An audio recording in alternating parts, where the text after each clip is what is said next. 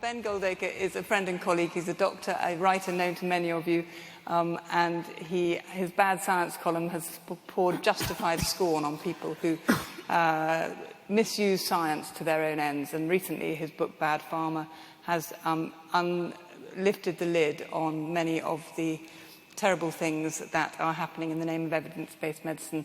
And he is the founding spirit behind the AllTrials movement and is going to tell us a bit about transparency in research. Thank you so much, Ben. Thank you.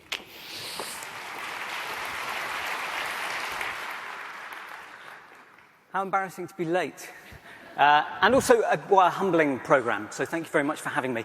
I wanted to talk to you about the problem of missing trials, but because you're all quality improvement nerds and you have these fantastic founding myths like the story of the quality improvement dork who comes across a wall, throws their hat over the wall and then goes to get their hat, I thought I should reframe it as how can we get all trials reported? And what I would like to do is tell you about the extent of the problem of withheld methods and results around clinical trials, tell you a little bit about what we have done, and also a little bit about what has changed over the course of the past 2 years, the progress that's been made, and then tell you a little bit about what we plan to do, how we hope to measure progress, and hopefully solicit from you some advice and assistance and help. I will make some assumptions here. The assumptions that I'll make are that you understand that trials are really important, that when they're withheld, that's really bad, that we need all of the methods and results of all of the trials that have been conducted on all of the treatments in medicine in order to make truly informed decisions about balancing up the risks and the benefits as researchers, doctors, and, of course, patients. I'm also going to assume that you speak English quite well because I'm going to speak very, very, very quickly. So, firstly, 5 stories that, about 5 drugs or 5 papers that explain the key problems here. So firstly, this is a drug called reboxetine, and this is an illustration, I think, of the power of anecdotes. This is a drug which I myself have prescribed. I prescribed it to a patient who hadn't done very well on other antidepressants, so it made sense to move to a different drug from a different class. I'm quite a dorky doctor, so I had a quick look at the literature. I didn't do a full systematic review. I found a couple of trials that showed it was better than a placebo, and a couple of trials showing it was just as good as any other antidepressant. It turns out, in retrospect, that I was misled. IQWiG, the German equivalent of NICE, the Cost Effectiveness Agency, got into a huge, long battle with the drug company, insisting that they wanted to see all of the trials that had been conducted and that they were going to make those publicly available. Drug company refused, but finally they handed it over. IQWiG published them as a BMJ paper, a systematic review and meta-analysis, and what they found was there were 3 trials done showing that this drug was better than placebo. They had all been published, but half a dozen trials showing that it was no better than placebo, and none of that had been published. There were 2 trials conducted showing it was just as good as any other antidepressants. They were both published. Data collected in 3 times as many people showing it was worse than other antidepressants, and none of that was published. When you added this all up together, what you found overall was that this drug was basically useless. In fact, it was worse than useless, because first of all, of course, it was a treatment which had no benefits but side effects. But secondly, I feel that I inflicted harm on my patients, despite doing everything that we're supposed to do in medicine, everything that we teach medical students to do. And I inflicted harm on my patient because I deprived them of another effective treatment by giving them reboxetine. So that began a sort of journey, although I despise that word, of being really quite overexcited about this stuff. And I wasn't alone. So this is an interesting paper. There have been lots and lots of cohort studies done to try and follow up how many trials that are conducted and completed have their methods and results ultimately withheld. This particular paper was conducted by Eric Turner, who had previously been the FDA medical officer reviewing reboxetine. And he had been horrified to see that it was being used around the world, but wasn't able to speak out about the evidence, which he knew because of his personal knowledge from his job at the FDA. But he did know how to find his way through the rabbit warren of administrative hell that is the FDA's Freedom of Information Act request system and so on. And so he set about gathering all of the trials that had been submitted to the FDA in advance of approval of 12 antidepressants over an 8-year period. Now, to be absolutely clear, that's not a list of all the trials that have ever been done on these antidepressants. In fact, nobody can give you that list. So, for example, it may not include trials conducted in Brazil, Russia, India, and China after the drug came onto the market, for other indications of the drug, and so on. But it is nonetheless a snapshot in time, a representative sample of some of the trials. And he divided them up into two groups, basically the ones that had positive results and the ones that had negative results. And this was a huge fight just to get this fund, just to get this data. And then he went and looked at the peer-reviewed academic literature, the stuff that we use to make informed decisions about healthcare. And what he found was very different. You'll notice two things. First of all, 36 negative results turn into 3 negative results, which is pretty striking. But also, interestingly, 38 positive results turn into 48 positive results. How do you do that? Well, anybody who's ever analysed data will know if you torture it for long enough, it will confess to anything. You know, a galaxy of methodological flaws. If we had the room till 4 in the morning, I could tell you all about it. So, next, individual anecdotes about one drug, not very interesting. Individual cohort studies about 12 drugs, not so compelling. Actually, there have been several reviews of all of the data on publication bias. This is the NIHR HTA review. This is a recent narrative review in the Lancet series on waste. It turns out that overall, from the dozens of studies that have been done, following up trials that are conducted and completed to see which are published, it looks like around half of all the trials that have been conducted and completed have not been published. The chances of a trial in these follow-up cohorts being published is roughly 50-50. And worse than that, trials with positive results are about twice as likely to be published as trials with negative results. Now, it seems to me that this is a glaring example of research misconduct and that it is a cultural blind spot that we fail to recognise that. If any one of you deleted half of the data points from within one individual study in order to get the answer that you wanted, in order to make the line go more like how you think it ought to, if you did that even as a 15-year-old school kid for your school science project, we would all recognise that that was research misconduct. We would feel that in our bellies. And yet somehow, when we allow half of the whole studies to be withheld from the public record, we don't feel that intuitively to be research misconduct. We haven't viewed that as research misconduct historically in medicine, even though the impact on patient care is exactly the same. The impact on the exaggerated impression of the effects of treatments is exactly the same. So the first thing that's very striking when you start trying to engage people on this problem is that they say, but it's all been fixed. And there are generally two things that people cite in their claim that it's all been fixed. The first is the International Committee of Medical Journal Editors got together in 2003, then 4, then 5 to say we really mean it this time. And they said we will only publish trials which have been properly registered on a publicly accessible register before they begin. And they set various deadlines for this. And after this, everybody celebrated. Everybody said, well, that's great. It's all fine. It's all being done. Of course, just getting a trial registered doesn't necessarily mean that it's been published. It's just the raw material for subsequent audit. But crucially, there was no audit to see if journals even adhered to their own promises. But since then, these have gradually come out. These have gradually been published. And probably the most influential was published about half a decade after the ICMJ edict came out. And it found, looking at the top 10 journals in the top 5 fields of medicine, that around half of the trials that they published had not been registered properly, and a quarter had not been registered at all. So journal editors broke their promises. That's actually not very surprising. Journals have all kinds of conflicts of interest, not particularly even financial. How do you get your impact factor up? You get lots of citations. And how do you get citations? By publishing lots of fabulous, positive trial results, regardless of where they come from, regardless of the propriety. Interestingly, also, when you ask journals about their conflicts of interest, they're very reluctant to tell you. We published a paper in the BMJ last year where we asked them about their income from reprint orders, and BMJ and Lancet said, yeah, sure, we'll tell you how much we got from these. JAMA, New England Journal, AIM all said, no, I'm afraid that's commercially confidential. It's kind of interesting, given that we have to declare our conflicts of interest to them. But there you go.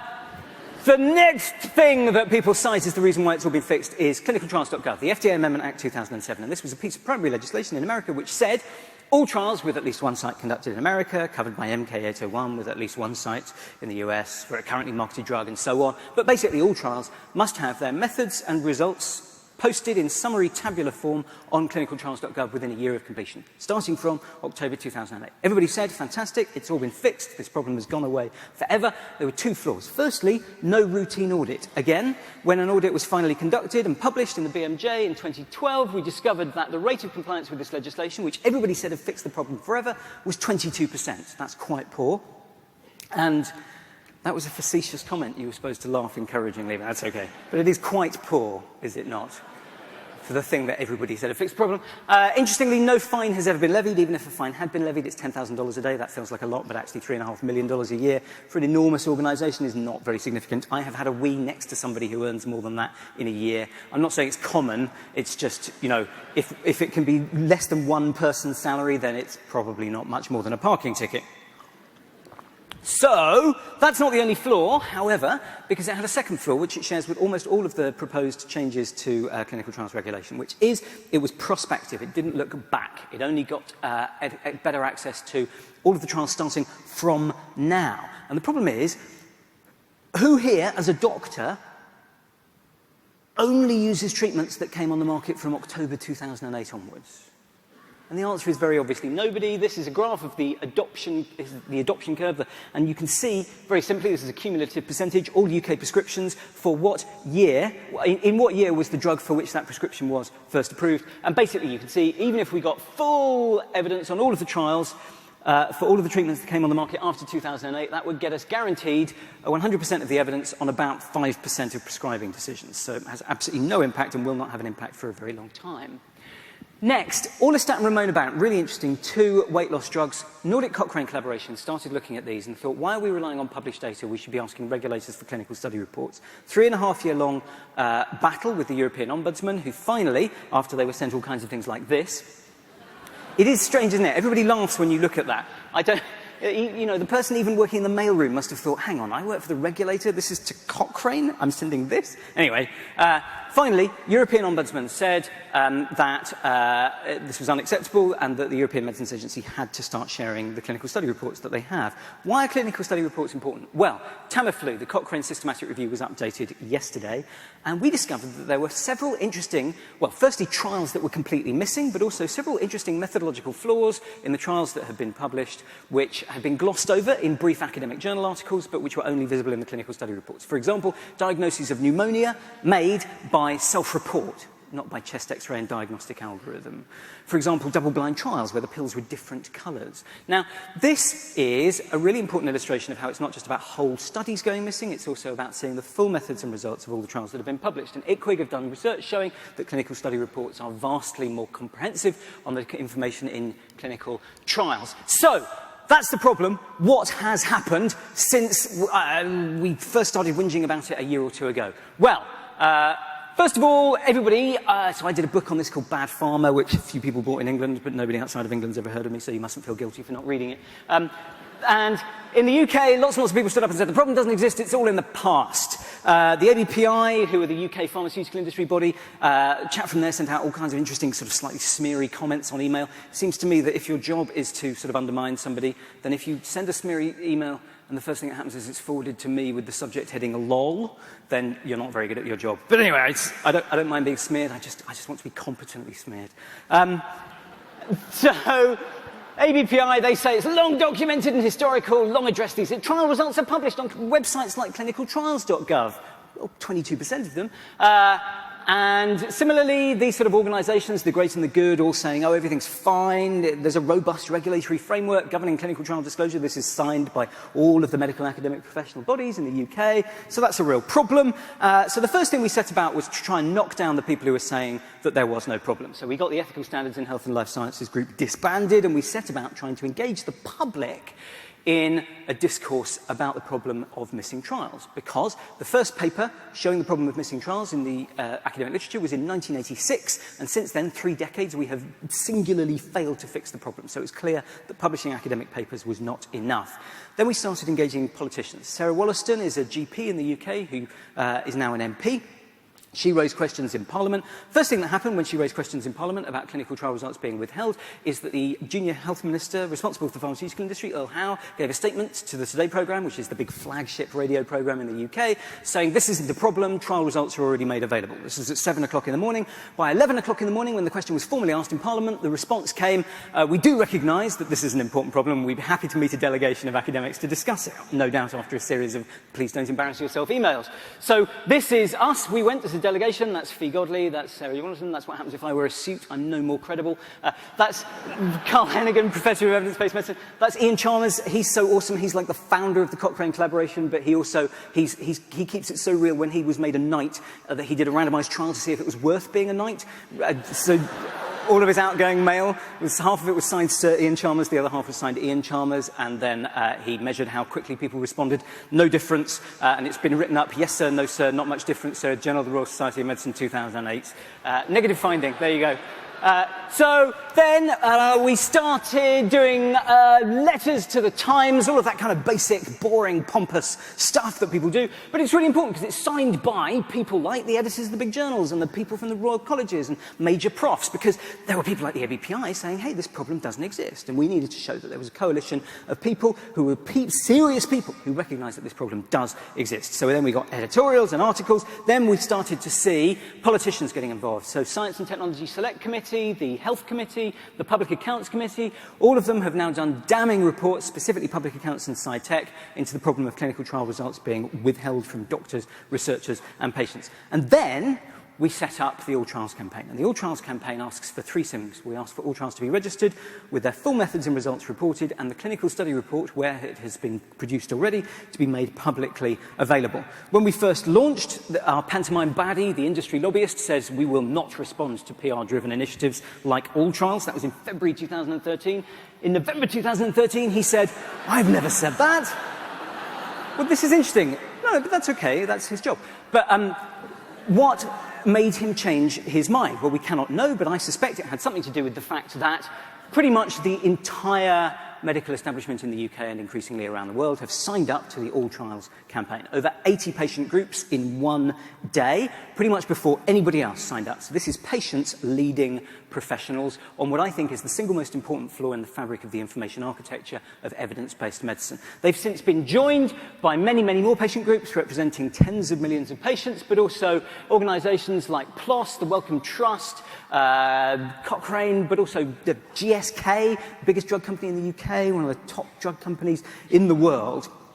Now, what's interesting about that is you gradually become to realise that there is a smear of opinion, that industry is shifting, that there are some people capable of showing leadership and some people who are not. And then you are left with interesting questions around how do we praise those who are doing the right thing, even though they may make us feel queasy for what they've done in the past, but how do we also maintain attention on the people who do the wrong thing? Like, for example, Intermune and AbbVie have now shut down the brief window of transparency at the European Medicines Agency by suing them to force them to stop releasing clinical study reports. But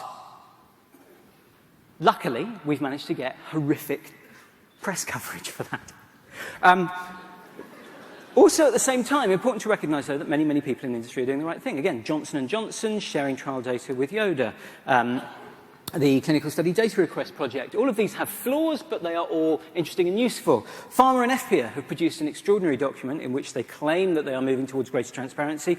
It sounds good, but it's riddled with loopholes. It's good that they're making some forward progress, but it's important that it's not SOPs. Their particular offer, for example, excludes all off-label uses. It features independent panels that you have to apply to that aren't really independent, but crucially, it misses all previous trials. So it only guarantees us access to the trials that are conducted and completed after 2014, which is obviously hopeless.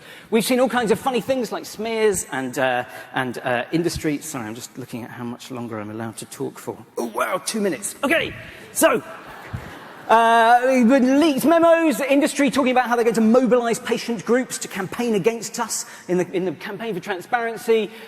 We have seen, however, on the other side, we've seen the British Medical Association coming out and saying that withholding trial results is research misconduct. Health Research Authority in the UK, and I'm sorry this is UK focused, but I want you to take what we've done and do it in your own country. Health Research Authority have said they're going to make registration and publication a condition of getting a trial done. We've seen changes in European legislation, which are again only prospective, which is a huge problem, but nonetheless some small forward movement. And we've seen changes at the European Medicines Agency, which have been proposed, but now delayed because of such extreme lobbying by industry.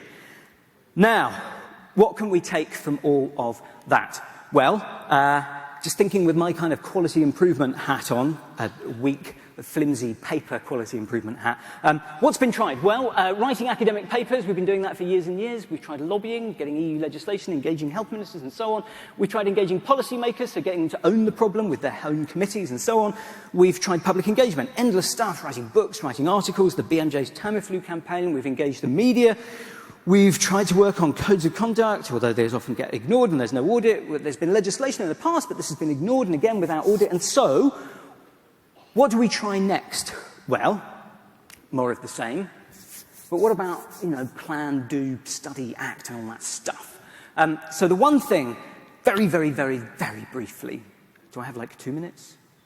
1 minute. Okay. So, we are we've started designing an audit tool, transparency tools to look at how much information is missing. And there are two different approaches that we're taking. One is big and fiddly and expensive, and that is to create a linked database of all data about all clinical trials. And if you're interested, just email me, ben@badscience.net, and I will tell you more about it. But essentially, we gather together registries, sources of trials that have been conducted and completed, match them against sources of results, and then we can produce interesting things like leaderboards, the 5 biggest sponsors in clinical trials, what proportion of their trials have been withheld, what proportion have been shared, who's the best and the worst for transparency, what are the best treatments for transparency, what are the worst treatments for transparency. So we've designed our system, we've begun to build it, we're out there trying to get funding. And next, because it's not just about what you do, actually measuring, gathering all of that data is a big, big, big onerous job. It's also there's also a kind of surrogate endpoint that can be measured, and that is sentiment and pledges. So the Access to Medicines Index is something that's been around for a very long time. This is a structured point-scoring tool where they measure sentiment, promises, and also actions around access to medicines. And what we are developing is a trials transparency index where we will measure not just companies, but also universities, journals, medical and academic professional bodies. Oh, wow, that's my own alarm going off to tell me to shut up. Not just companies, universities, journals, professional bodies, because we felt at the AllTrials campaign that it was wrong for us to say, well, look, the Academy of Medical Sciences haven't signed up. They're pretty much the only professional body in the UK who haven't. And point the finger at them. It feels wrong. It feels arbitrary. But if we can produce ranked lists of exactly what people have said, of exactly what people have done, then we are evidence-based when we point the finger. But crucially also, we can help to start drive up performance around what I think remains the key structural flaw in evidence-based medicine. Thank you very much.